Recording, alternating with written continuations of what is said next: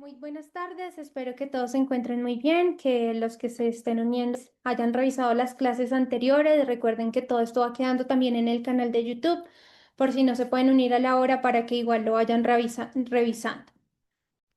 Vamos a dar inicio a nuestra competencia diaria. Recuerden pues, que estamos aquí en RN NCLEX, que es un producto de enfermera en Estados Unidos. Les recuerdo aquí para los que están nuevos, enfermera en Estados Unidos se encarga del proceso de homologación NCLEX e inglés y RN NCLEX como producto de enfermera en Estados Unidos solamente se va a encargar del estudio NCLEX. Entonces, vamos a realizar nuestra competencia diaria. Recuerden que dentro de los productos que ofrecemos diferentes tipos de test, ofrecemos las competencias diarias, que son preguntas que van cambiando, como lo dice su nombre, de manera diaria, que son 10 preguntas nuevas cada día, generales, que les salen de absolutamente todos los temas. Tenemos también Readiness Assessment, que les va a dar una probabilidad de pase en su examen. Tenemos CAT, que es un examen muy parecido al NCLEX, que también es adaptativo y les da un porcentaje también en cuanto a su nivel, qué tan cerca están de pasar el examen real. Tenemos puntos débiles, que son los puntos que va identificando la plataforma en los que estamos fallando. Tenemos evaluaciones en español, que esta parte de evaluaciones en español y terminología son como un plus importante porque la parte de las evaluaciones en español entran a preguntarnos mucho de enfermería y las de terminología, de términos en inglés. Entonces, las dos me hacen comprender a mí si no estoy bien en el NCLEX, es porque estoy fallando en enfermería y tengo que reforzar conceptos, o porque no estoy bien en inglés y tengo que reforzar también conceptos de inglés.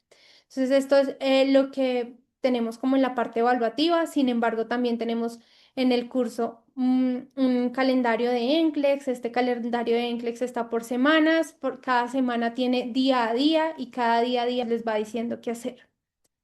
Entonces, bueno, ya entrando aquí en tema, vamos a empezar nuestra competencia diaria. Inicialmente la hacemos sin tutor, recuérdenlo. Lo hacemos sin tutor con el único fin de que, espérenme, único fin de que vayamos como midiendo un poquito, no ver esa explicación inmediata, pero al final revisamos que la explicación. Vamos por acá y veamos que la enfermera está dando educación a los padres de un niño que tiene 6 años con síndrome. ¿Cuál afirmación, palabra clave que nos tenemos que aprender que sale casi en todas las preguntas, statement, ¿cierto? ¿Cuál afirmación de los padres indica que necesita futura educación?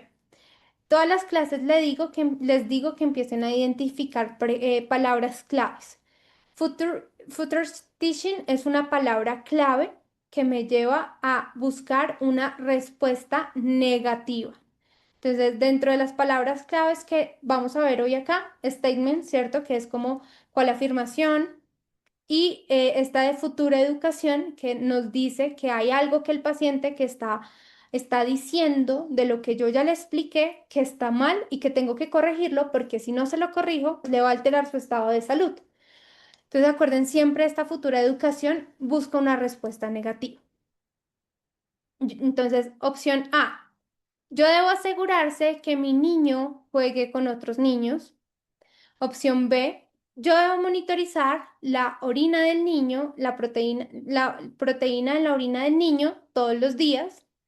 La opción C. Yo debo proveerle una dieta saludable sin añadir sal a mi hijo. Y D. Yo debo reportar inflamación o rápida ganancia de peso al médico. Entonces, hablemos un poco de esta parte del síndrome nefrótico, ¿cierto? Entonces nos dice que el síndrome nefrótico es un síndrome que altera en sí la filtración glomerular. Entonces, se altera esa filtración glomerular y lo que genera es que no se retengan de alguna manera las proteínas.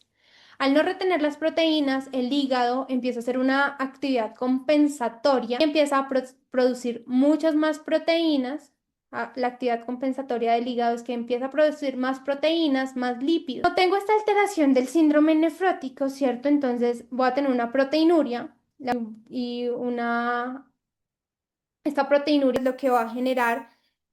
Principalmente, pues también es y esta glomerulonefritis también lo que va a generar es un riesgo de edema, ¿cierto? Porque pues todos los líquidos empiezan a quedarse en el espacio intersticial y me lleva a que mi paciente se edematice fácilmente. También voy a tener una hipoalbuminemia, ¿sí? Porque pues precisamente no se están reteniendo, no se está reteniendo esa proteína en la parte de los riñones. También voy a empezar a ver que pues como el hígado empieza a hacer esta función que ayuda a contrarrestar la enfermedad del riñón, pues empiezo a tener una hiperlipidemia porque empieza a producir muchísimos más lípidos, ¿listo? Principalmente este síndrome nefrótico, como empiezo a perder proteína por la orina, también pierdo algo que se llaman las inmunoglobulinas. Las inmunoglobulinas se encargan, especialmente la inmunoglobulina, de la respuesta inmune. ¿Listo? Entonces, esto es algo que tengo que tener muy en cuenta en el síndrome nefrótico. Estas alteraciones que se van a dar, recuerden que se va a edematizar el paciente, que voy a tener una proteinuria masiva, que voy a tener también una eliminación de las inmunoglobulinas en la orina, que me va a aumentar el riesgo de infecciones en el niño, que voy a tener hiperlipidemia y que también mi paciente se va a edematizar. Entonces empecemos ya con ese contexto del síndrome nefrótico a buscar lo que necesita una futura educación. Debo reportar inflamación y rápida ganancia de peso. Algo que dijimos que se caracterizaba la enfermedad es el edema. Claro, si mi niño empieza a generar una inflamación o una ganancia rápida de peso, quiere decir que está reteniendo líquidos, ¿cierto? Y que probablemente pues la enfermedad está exacerbada. Entonces sí es necesario que yo reporte esto al médico. Proveer una dieta saludable sin sal añadida. La sal, como sabemos, se encarga de retener agua. Si retengo agua, pues voy a empeorar su situación de edema. Entonces, por lo tanto, lo descarto. Debo monitorizar la orina, la proteína en orina. También debe hacer un test todos los días para revisar cuánta proteína está eliminando en el niño en la orina. Entonces es una acción que también debo hacer dentro de los cuidados del síndrome nefrótico. Lo que definitivamente nos entra a confundir y es que se asegure que juegue con otros niños. ¿Por qué digo que nos entre a confundir? Porque cuando estamos revisando la parte de niño, la parte de niño se enfoca muchísimo en la parte de crecimiento y desarrollo. Entonces yo digo, pues este niño con 6 años es importante el juego, aprende a través del juego, ¿cierto? Se desarrollan muchos de sus hitos a través del juego. Si definitivamente esto se fuera hacia que el niño no tiene síndrome nefrótico, sino que tiene alguna patología que no lo inmunocompromete, podría decirle que juegue, ¿cierto? Para que no haya una desadaptación o para que el niño no pierda habilidades sociales y demás. Pero en este caso, digo que es una trampita porque es muy probable que el niño esté inmunocomprometido, ¿cierto? Y el jugar con otros niños, pues me lo pone en riesgo de que se contagie con alguna enfermedad. Entonces, en este caso, el niño está inmunocomprometido, debo buscar alternativas de juego porque definitivamente es un niño y es un método de aprendizaje, pero debe evitarse que sea con otros niños con el fin de que no se infecte con cualquier otra enfermedad. Bien, la enfermera está cuidando a varios clientes al final de la vida que experimentan un dolor fuerte. ¿Cuál afirmación? Si ven lo que les digo, casi siempre esta palabra sale, statement. Así que si no son muy duros en inglés, que a veces tenemos como esa barrera, como no voy a empezar todavía porque no tengo buen nivel de inglés. No es necesario tener un buen nivel de inglés, es necesario hacer muchas preguntas porque si se dan cuenta, las palabras se empiezan a repetir tanto que esto termina siendo algo como muy rutinario y que uno lo va cogiendo, va aprendiendo de tanto que repite. Entonces, ¿cuál afirmación refleja de enfermerías americanas en cuanto al manejo del dolor al final de la vida? Entonces nos dice que que aboguemos por el manejo de dolor a menos de que ocurra un efecto secundario que amenace la vida. B, que aboguemos por el manejo de dolor perdón, que aboguemos por el manejo de dolor, así sea necesario medicamentos que pues lleven a la muerte. Sistema respiratorio, porque se considera eutanasia. Y D, permitamos a las familias administrar drogas depresoras respiratorias a pesar de que llegue la muerte. Entonces, muy importante acá y es que entremos a definir, ¿cierto? Que el dolor al final de la vida, o bueno, no, lo que buscamos no solamente es tener una calidad de vida, sino ayudar a nuestro paciente a tener una buena muerte. La buena muerte, ¿cierto? O esa muerte digna de la que hablamos siempre en enfermería, se trata de un paciente que no sufra de dolor cuando está falleciendo, que no sufra alteraciones de la vía aérea, o sea, que esté bien oxigenado para que no sienta que se está ahogando, ¿cierto? Entonces, principalmente es como el confort del paciente, pero el confort del paciente no se da si tiene dolor o si siente que se ahoga. Lo primero que yo debo entrar a priorizar cuando me hablan que está al final de la vida o que quiero darle una vida, una digna muerte a un paciente, es darle esa dignidad en el confort, en que él esté cómodo, ¿sí? Entonces, acá nos habla mucho el inglés como no es necesario que ya le prohibamos comida, no es necesario, porque lo que busco es que el paciente ya esté cómodo porque está próximo a fallecer. Ahora, permitirle a las familias que administren drogas respiratorias, sabemos, ¿cierto? Que a pesar de que el paciente necesite medicamento para el dolor y esos medicamentos entren a ser medicamentos medicamentos que puedan llegar a generar esos efectos secundarios, quienes administramos esos documentos, esos medicamentos que son de cuidado en este momento somos nosotros. Entonces, pues por lo mismo descartamos esto. La familia acá no sería la encargada. Prohibir medicamentos que depriman la depresión, perdón, que generen depresión respiratoria porque se considera eutanasia. De hecho, uno de los medicamentos que siempre pues entra a debatir un poco es la morfina, ¿sí? La morfina que es un opiáceo y la hidromorfona que son esos medicamentos opiáceos que ayudan mucho, que tienen un buen potencial en disminuir el dolor, pero que también tiene un gran potencial de efectos secundarios como la constipación, la depresión respiratoria. Prohibirlos no, porque lo que generan es, acuérdense el objetivo, confort. Entonces no los prohíbo. Además de eso, esto no se considera eutanasia. La eutanasia es la decisión del paciente de que le administren un medicamento que lo ayude a morir. Cuando yo le prohíbo esos medicamentos, ¿cierto? O cuando yo le administro esos medicamentos para el dolor, yo no le estoy colocando la eutanasia al paciente. Lo que yo estoy ayudando es a generarle confort. Entonces, la descarto. Aboguemos por el manejo del dolor, a pesar de que así sean necesarios los medicamentos que lo lleven a la muerte. Entonces, ¿cuáles son los medicamentos que lo pueden llevar a la muerte que veíamos, cierto? Los opiáceos principalmente, de pronto también podríamos ver una benzodiazepina, un barbitúrico que nos lo ayude a sedar un poquito, pero principalmente lo que se usa y lo que se debate mucho son los opiáceos. ¿Nos pueden llevar a la muerte? Sí, nos pueden llevar a la muerte porque precisamente tienen un efecto secundario que es la depresión respiratoria y si el paciente pues ya está con su esfuerzo respiratorio, puede llevarlo. Pero sin embargo, le está solucionando el objetivo a lo que es la muerte digna, que ¿cuál es? El confort. Entonces, esta entra a ser una opción importante que podríamos elegir.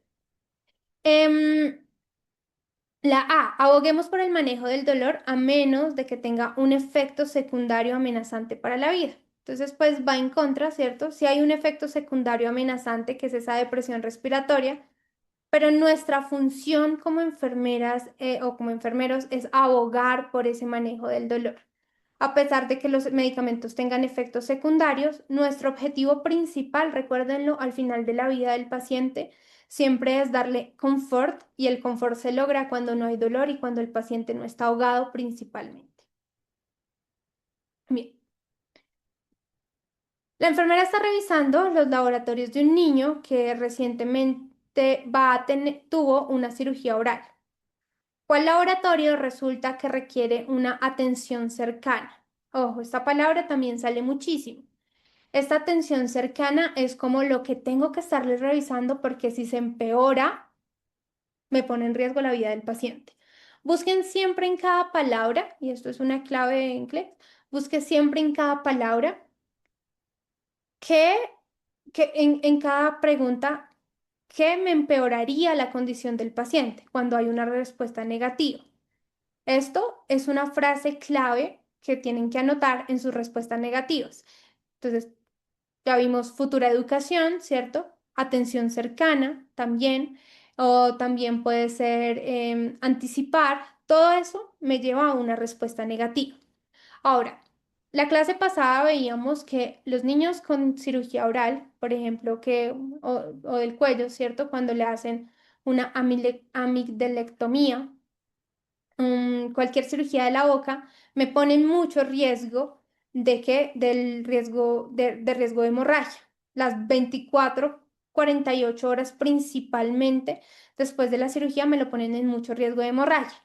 Y que es una hemorragia que no es tan evidente porque lo único lo principal que yo empiezo a ver en el niño es que el niño empieza a tragar mucho, ¿cierto? Que tragaba mucho, lo veíamos.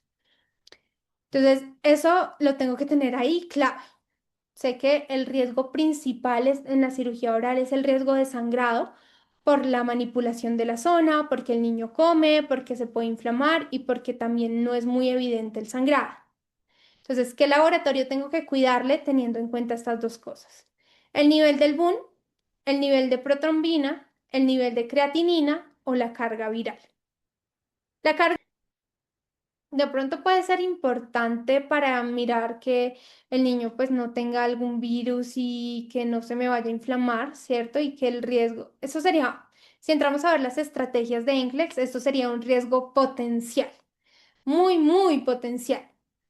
Porque puede pasar que pues a través de algún virus genere un edema en la parte bucal y que pues pueda perder la vía aérea, ¿sí? Pero es muy, muy potencial, ¿sí? La posibilidad de que adquiera un virus pues va a ser muy pequeña después de una cirugía, no es como una complicación muy común. Las complicaciones comunes que vemos en los posoperatorios son 24 48 horas, 48 horas hemorragia, a las 72 horas infección.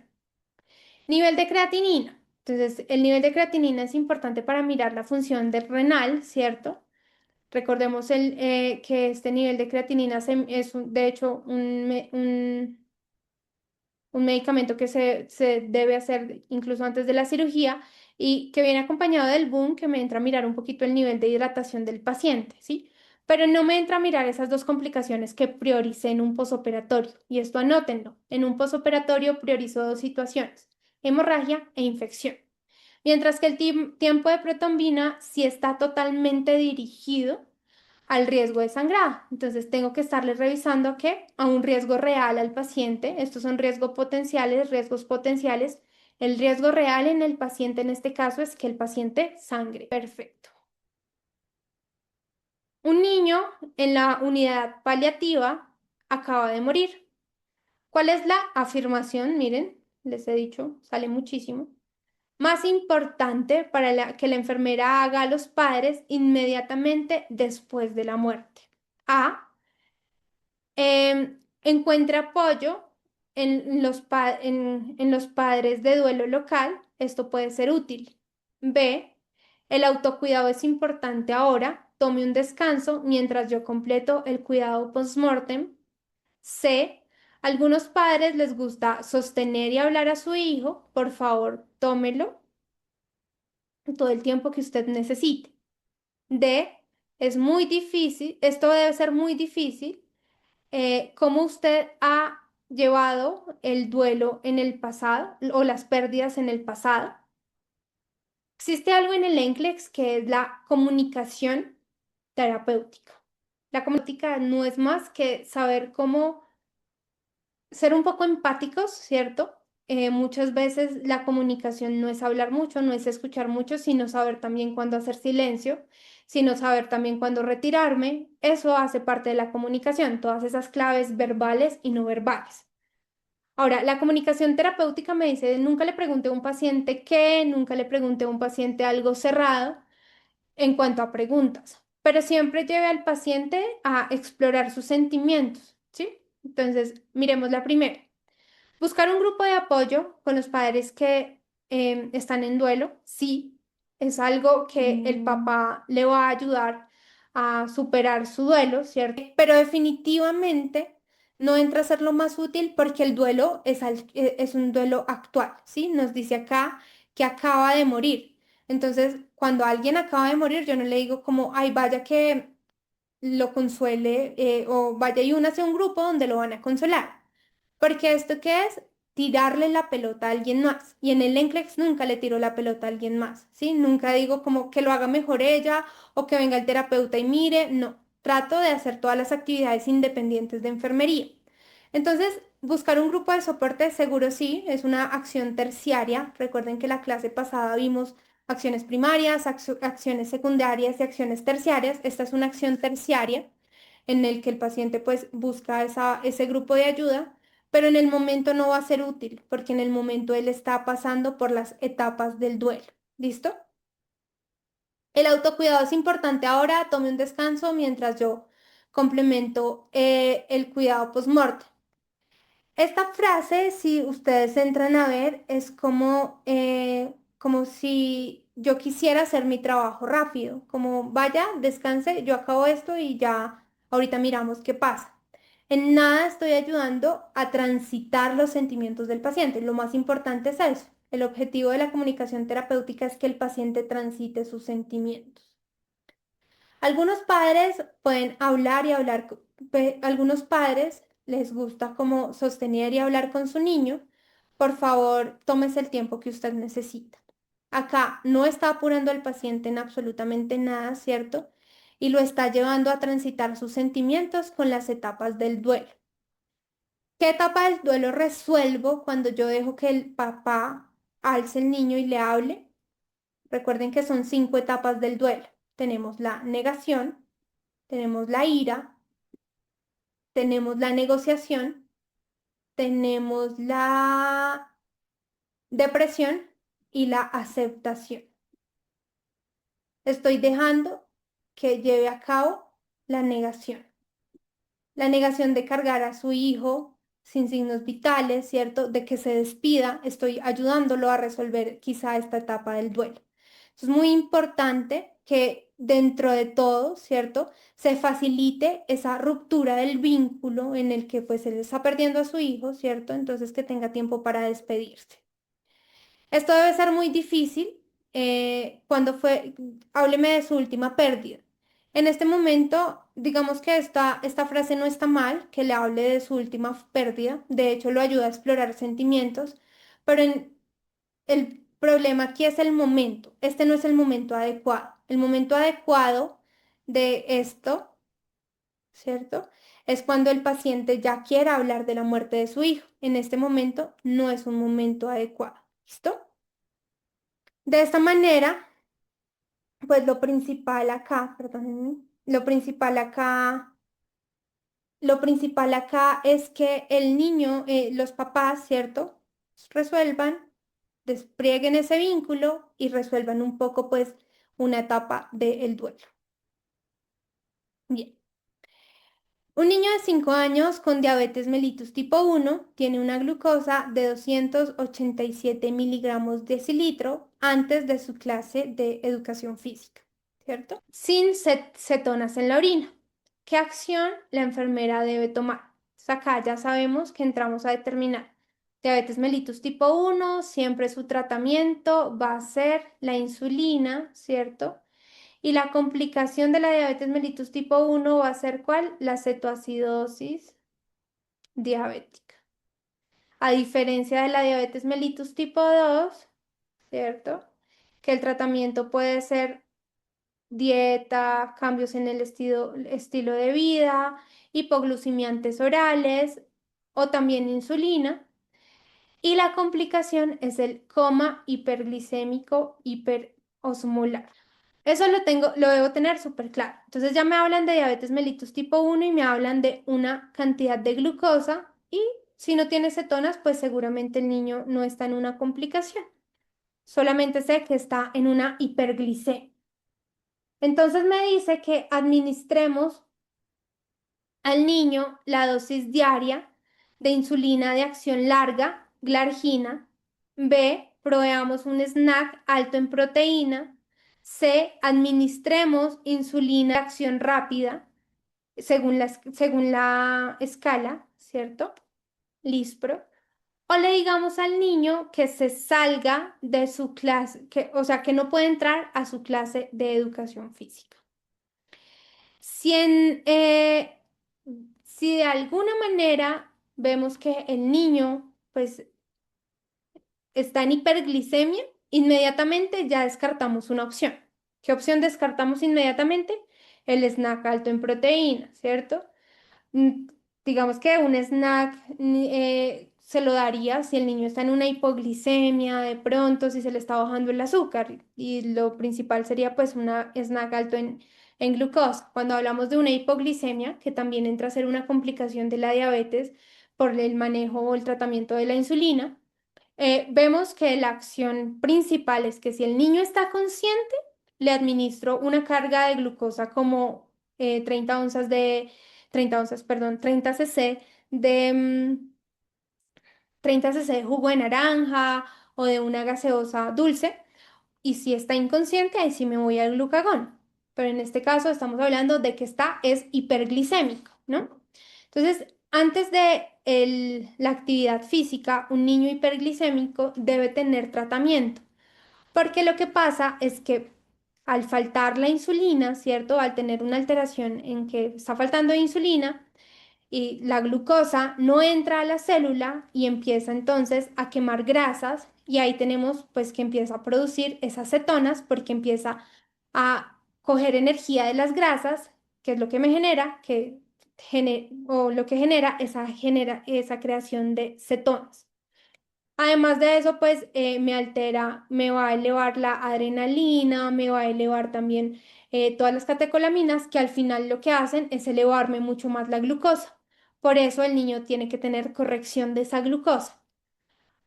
Una dosis diaria de una insulina glargina. Ojo, este tema es súper importante. Después de que terminemos de ver los medicamentos el viernes, chicos, estamos viendo en este momento los viernes medicamentos de salud mental. Después de que terminemos de ver esos medicamentos de salud mental, vamos a pasar a ver las insulinas. Ese tema también es súper prioritario en farmacología. Recuerden que mañana nos vamos a ver. Mañana nos vemos a las 4 p.m. ¿Listo? Para que revisen eso. Entonces, administrar la dosis diaria del niño, una insulina de larga acción. Sabemos que una insulina de larga acción, lo que tenemos que mirar siempre en las insulinas es el tiempo de inicio, el pico, ¿cierto? El tiempo de inicio de la glargina es de 1 a 2 horas. El pico no tiene pico porque tiene una duración de 24 horas. ¿Listo? ¿Me va a actuar inmediatamente? No, ¿cierto? Y necesito que me actúe rápido porque el niño va a estar en su clase y por lo tanto necesito que se disminuya su glucosa. ¿Para qué? Para que no se me complique y se me suba mucho más esa glucosa. Entonces descarto esta. Administro una de acción rápida como la Lispro según la escala de insulina, ¿cierto? La escala de insulina le dice al paciente que si tiene la glucosa en 200 se ponga tantas unidades de Lispro, ¿cierto? O tantas unidades. Sí, estaría bien. La de acción rápida actúa a los 15 minutos, entonces esta es la que necesitamos administrarle al paciente. Decirle al niño que se salga de la que no tenga la clase de educación física está mal. Definitivamente, pues lo que se debe hacer es que si la glucosa está por encima de 250 y hay cetonas, sí se debe prohibir pues la actividad física hasta que se solucione. Pero en este caso no hay producción de cetonas y además de eso, pues tenemos una opción que es administrar esta insulina que va a actuar rápido en el cuerpo del paciente. Veamos que hay un cliente que está en una cirugía postcardíaca, hace 3 horas estuvo en una cirugía cardíaca y tiene una tensión arterial de 88/52. Ojo, ojo con las siglas, que estas siglas, cuando son como son siglas recurrentes, ya dejan de dejar el significado, ¿cierto? Blood pressure, entonces BP, ¿cierto? de 88-52, tiene también una distensión venosa yugular y tiene los sonidos cardíacos mufados. La enfermera se debe anticipar inmediatamente a la necesidad de cuál procedimiento. Aquí hay una triada: hipotensión, sonidos cardíacos mufados o disminuidos y distensión yugular o ingurgitación yugular. ¿Alguien sabe cuál es esta triada? ¿Cómo se llama esta triada? ¿Alguien sabe? Triada de Beck, Triada de Beck. ¿En qué patología se da la triada de Beck? taponamiento cardíaco. Taponada cardíaca. Entonces, ojo, muchas gracias, muy bien. Ojo, esta triada la preguntan mucho, como también preguntan la triada, se me fueron todas las triadas. Pero bueno, vamos a ir viéndolas dentro de la estrategia. Es muy importante que nos aprendamos este tipo de triadas. Triada de Beck: hipotensión, ingurgitación yugular y sonidos cardíacos mufados. ¿Qué me dice? Que hay una taponada cardíaca. Ahora me dicen, ¿con qué soluciono esa taponada cardíaca? ¿Con una toracentesis, con una pericardiocentesis, con una artrocentesis o con una paracentesis? Sabemos, ¿cierto?, que viene de una cirugía cardíaca, que tenemos algo que envuelve el corazón y lo protege, que es el pericardio, y que dentro del pericardio y el corazón hay un espacio en el que confluye un líquido que se llama el líquido pericárdico y que a veces la inflamación, ¿cierto? O diferentes patologías nos disminuye este espacio, nos disminuye el espacio pericárdico, generando un taponamiento del corazón. ¿Qué debo hacer entonces para quitar ese taponamiento? Pericardiocentesis, exactamente. Este es el tratamiento. Digamos que el examen diagnóstico va a ser un ecocardiograma que me entre a mirar pues cómo está pues la cantidad de líquido que está confluyendo pues en este espacio pericárdico, la inflamación que podría llegar a tener. Pero la manera para solucionar una taponada cardíaca, que es una situación que amenaza la vida del paciente, es una pericardiocentesis. ¿Listo? Muy bien, chicos. Bien. Un infante de 2 meses es admitido y se sospecha que tiene el síndrome del bebé sacudido, ¿cierto? Que es un trauma de cabeza abusivo y está revisando la historia del infante. La enfermera espera encontrar cuál hallazgo clínico. A. Un reporte de historia reciente de trauma. B. Un hematoma abdominal. C. Signos externos de trauma. D. Irritabilidad y vómito. Entonces, hablemos un poquito, esto es un curso incluso que nos piden para nuestra homologación de documentos, ¿cierto? Que es el curso de maltrato en el niño. El maltrato del niño, uno de estos, un tipo de maltrato muy común es el síndrome del niño sacudido y pasa que el niño no tiene tanta fuerza en el cuello, ¿cierto? Y que al sacudirlo, al moverlo y sacudirlo, pues lo que hace es que el cerebro golpea contra el cráneo, ¿cierto? Y al golpear el cerebro con el cráneo, pues lo que va a generar es una lesión, que el niño pueda llegar a generar sangrado, ¿cierto? Un sangrado cerebral o también que pueda alterar la parte retiniana. Entonces, una de las complicaciones son o neurológicas o también que se pueden llegar a ver los ojitos, los ojitos con los vasitos rotos por esa hemorragia retiniana que nos puede llevar esta parte del síndrome de sacudido del niño. Entonces, está haciendo, ojo, esto es como un asunto más de investigación. El niño ya tiene síndrome de bebé sacudido, ¿cierto? Se sospecha. Ahora, tiene 2 meses, lo que quiere decir que ni siquiera el niño tiene control cefálico. ¿A qué edad tienen los bebés control cefálico en el desarrollo motor grueso? ¿A qué edad tenemos control cefálico? 3 meses, recuerden. Esto lo preguntan mucho en crecimiento y desarrollo. 3 meses, o sea, el niño todavía no tiene control cefálico, su cuellito no se sostiene a menos de que tenga un soporte como la mano, ¿cierto? Lo están sacudiendo, el cerebro está golpeando contra el cráneo, puede llegar a generar algún tipo de sangrado y alteraciones neurológicas. ¿Listo? Dice que hallazgo, que esperamos encontrar en los hallazgos clínicos. ¿Una historia de trauma reciente? No, el trauma reciente no llevaría a que lleven al niño a consultar. ¿sí? Entonces, no hay una historia de trauma reciente. De hecho, los cuidadores de un niño que son maltratadores de los niños, cuando hay trauma reciente y el trauma ya fue identificado, se vuelven y se vuelven pues obviamente aversivos a buscar sistemas de salud. Entonces, esta la descarto. Hematomas abdominales, no pasa nada en el abdomen, ¿cierto? Lo que estoy moviendo es la cabecita del bebé. Signos externos de trauma. Los signos externos de trauma también pues son un signo de maltrato infantil, pero cuando hay bebé sacudido no es una clave en el bebé sacudido. Estos son cuando, digamos, hay otro tipo de maltrato, como que queman al niño con un cigarrillo, que golpean al niño, pero en el bebé sacudido va a ser la irritabilidad y el vómito. ¿Por qué? Porque al sacudir el bebé, ¿cierto? Esos golpes y ese sangrado pueden llevarme a que se me edematice el cerebro y todas las alteraciones neurológicas en el niño se van a ver en qué. Bueno, entonces una hemorragia, aumenta la presión intracraneana, se edematiza ese cerebro del bebé y todo esto los niños lo entran a mostrar con qué? Con llanto, llanto agudo casi siempre, irritabilidad y vómito. Esas son las características principales cuando hay un maltrato, cuando hay alteraciones neurológicas en el niño. ¿Resultado de qué? Del síndrome del bebé sacudido. Listo. ¿Cuál es la secuencia correcta para colocarse, ¿cierto? El equipo de protección personal. Guantes, bata, máscara, gafas. Guantes, máscara, gafas. Perdón, bata, máscara, guantes, gafas, guantes, máscara,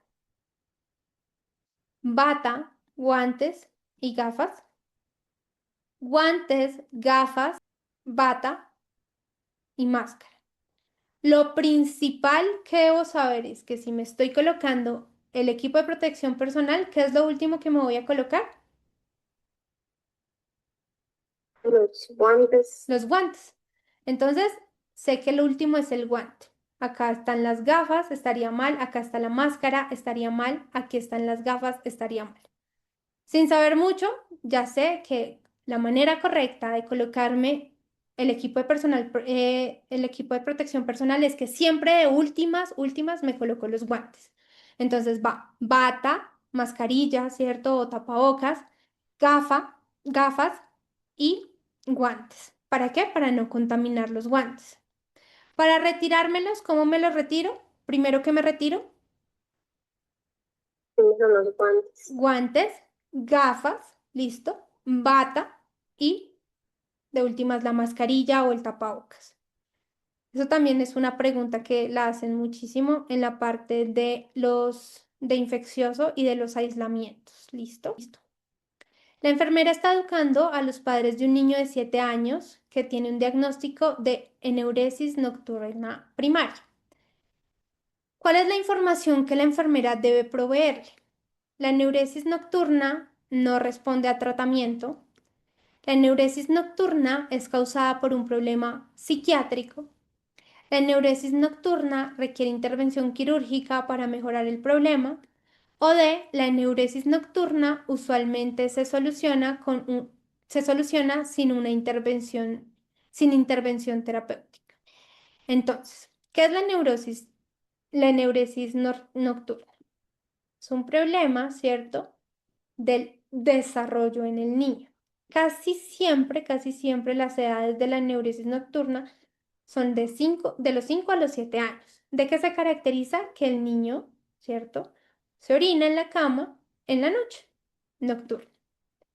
¿Por qué? Por un problema de desarrollo. Muchas veces también es un problema de regresión, es un mecanismo de defensa en los niños, pero casi siempre es un problema de desarrollo que se da en estas edades. Cuando vemos que es un problema de regresión como mecanismo de defensa, cuando está mayorcito, digamos un niño de 12 años que se empieza a orinar en la cama y no se orinaba, pero se empieza a orinar porque su mamá tuvo un bebé y y lo trajo del hospital. Eso es un problema de regresión, que es un mecanismo de defensa que se ve mucho en los niños y que lo que quiere decir es que el niño se está regresando en su edad de desarrollo, porque pues era su edad segura. Entonces, cuando se orinaba en la cama, la mamá venía, lo cuidaba, le respondía que se orinaba. Entonces, para él eso lo hace sentir seguro porque sabe que va a venir su mamá y lo va a proteger. Eso es algo más de salud mental, pero tiene mucho que ver. ¿Listo? Entonces, este problema de desarrollo se da precisamente pues porque el niño se empieza a orinar en la noche. Tiene tratamiento. El tratamiento inicialmente es comportamental y conductual. Tratamiento comportamental se le dice al papá que le disminuya, no que le quite, sino que le disminuya la cantidad de líquidos antes de ir en la noche, antes de ir a la cama, perdón, que también pues diferentes actividades que lleven al niño a comprender, ¿cierto? Pues que vaya antes de acostarse al baño, ¿cierto? Que vaya al baño antes de irse a acostar. Todos estos comportamientos. ¿Qué no se hace? Ponerle pañal al niño, ponerle toallas protectoras al colchón. ¿Por qué? Porque eso lo que ayuda es como que el niño sepa que mañana todo tiene solución y que él no tiene que cambiar nada. Entonces, esa neuresis nocturna, este tratamiento es el tratamiento conductual, pero también hay un tratamiento medicamentoso. ¿Alguien sabe con qué trato la neuresis nocturna? ¿Con qué medicamento? Algo, la demopresina, algo La así por ahí. Ujú. desmopresina. Muy bien, muy bien. La desmopresina. La desmopresina es el análogo, ¿cierto? Literal de la hormona antidiurética. Ya hemos visto algo de la hormona antidiurética. ¿Qué hace la hormona antidiurética en el cuerpo? Eso se usa en la diabetes insípidos para que el paciente no orine mucho. Retiene. Muy bien. Es- Qué juiciosa. Muy bien. Retiene líquido. Entonces, me ayuda a retener líquido, ¿cierto? Me disminuye pues esa producción de orina. Casi siempre se le administra al niño 30 minuticos antes de dormir. ¿Listo? Ojo acá, no se le puede decir al niño tampoco que como pues va a retener orina, consuma mucha agua, porque está reteniendo agua y además de eso está consumiendo mucho líquido y esto me puede llevar a una complicación que se ve mucho en los niños también, que es la intoxicación por agua. Por eso es que a los bebés no se les da agüita, ¿cierto? Porque existe algo que es la intoxicación por agua que me lleva a una hipernatremia y que me lleva a alteraciones neurológicas como convulsiones. Entonces, la neuresis nocturna no responde a tratamiento. Claro que está mal. Vimos que hay dos tratamientos.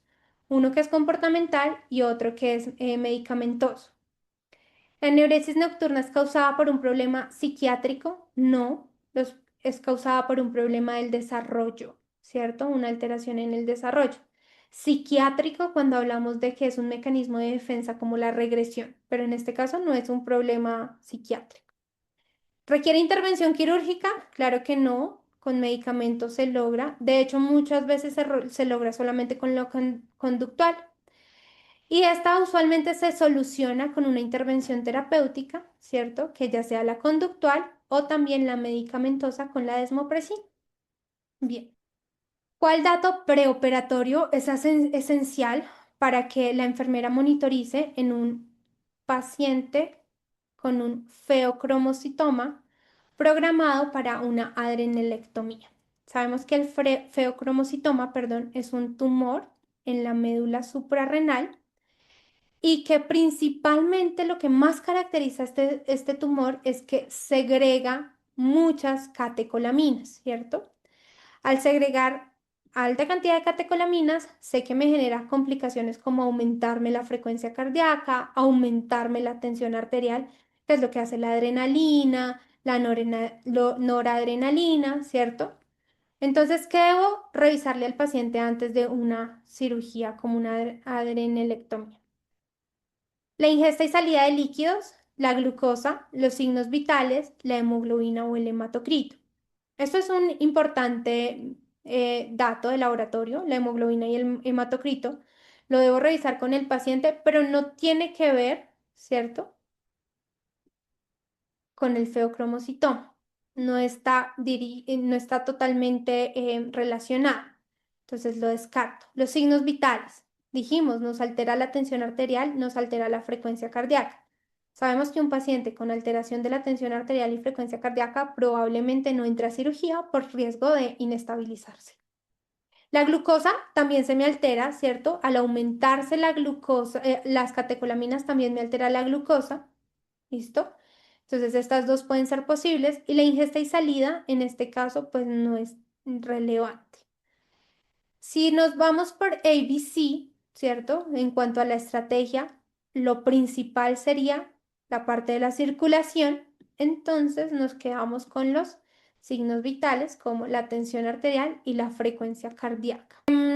Y listo. Entonces terminamos por ahora nuestras preguntas. Vamos a dar aquí una revisioncita, van a ver.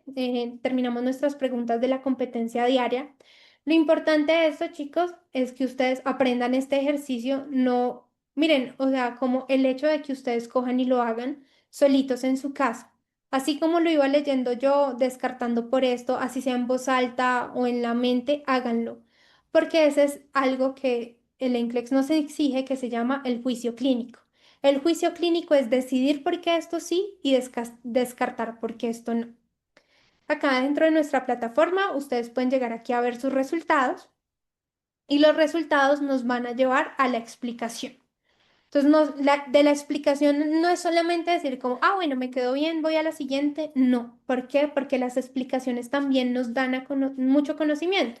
Ay, sí era la A por tal y tal cosa, ¿cierto? Y las otras no eran. En el síndrome nefrótico sí era la A, ¿cierto? Porque el niño está inmunocomprometido debido a que está perdiendo inmunoglobulinas por la orina y tiene alto riesgo de infección, ¿cierto?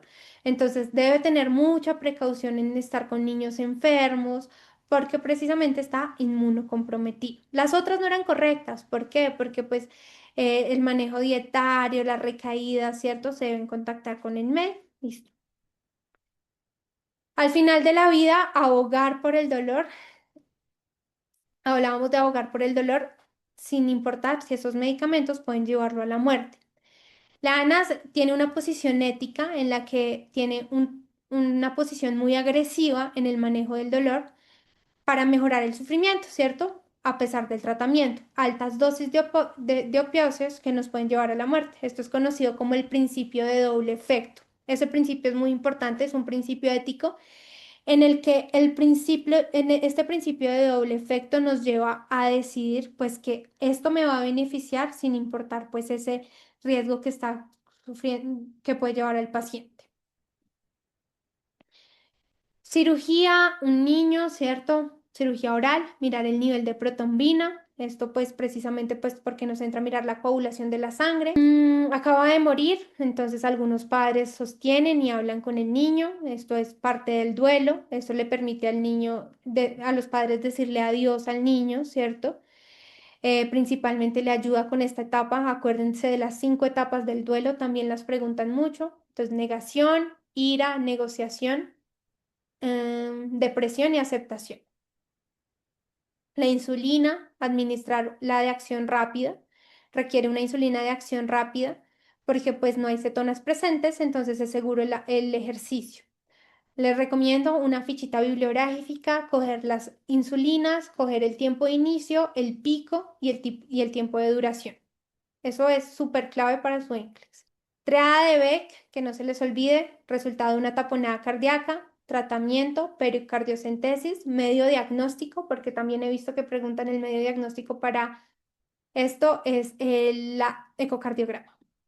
Síndrome de bebé sacudido, alteraciones neurológicas, ¿cierto? Esto pues precisamente nos lleva a signos neurológicos como irritabilidad, letargia, vómito, convulsiones, que es común cuando está sangrando el cerebro, ¿cierto? Que se da precisamente por el movimiento del niño.